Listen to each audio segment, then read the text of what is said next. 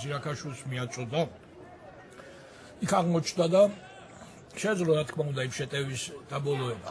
კორეამ შემოაგდო აუჩი ბურთი, ჩვენ დაგვჭა ბურთი, არა. ბოლო მომენტში შეგვეძლო ამ ბურთის აღება და ვერ მოვახერხეთ და სანანია. და ისევ სასტვენი დღევანდელი იტალიელი არბიტრისა, როგორც ჩანს, სასტვენი დღევანდელ თამაში საკმაოდ მრავლად იქნება. ჩვენში ამ საჯის კვალიფიკაცია მე არ მინდა ეჭქვეშ დავაყენო, მაგრამ ის რაც ამ 11 წუთის მანძილზე ხდება, ვნახოთ. ახლა მათაიღეს ის ბურთი ბარდი უტევდა თავისი 22-დან რამის თავისი ლელოდან შებოჭილმა არ გაუშვა ბურცხელი და ჩვენ სასარგებლო დაინიშნა ჯარიმა. ესე აგრესიულმა დაცვამ შინებული შანსი მოგცა.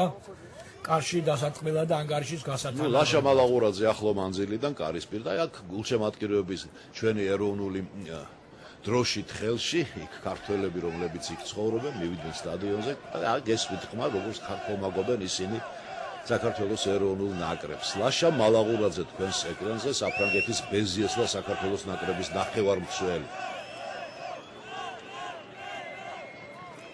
12 წუთი გავიდა თამაშის დაწყებიდან, ანგარიში გათანაბრდა 3-3.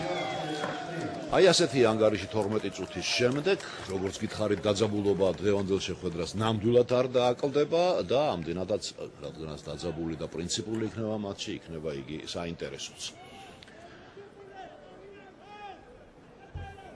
რა ხდება ბუქარესტში? არკოლზე, სადაც რუმინეთის ნაკრები ეთამაშება რუსეთის ნაკრებს. ძალზე უცნაური გამოსახულება ბრწყინვალე ხარისხის დროც უწერია სამზომი და ანგარიშს არ აწენენ. მაგრამ სხვები ადევნებენ თვალს ფორუმებზე თვალს და მათი თვლით 12-3-ია. თუ მეტი არ არის, მინიმუმ 12-3 ნამდვილად არის.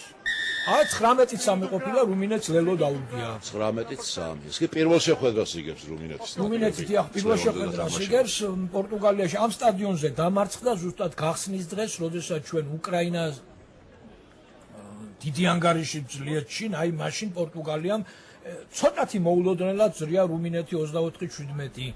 და ეხლა რუმინეთმა კიდევ ერთი ლელო შეიტანა. მოგეხსენებათ ლელოების რაოდენობა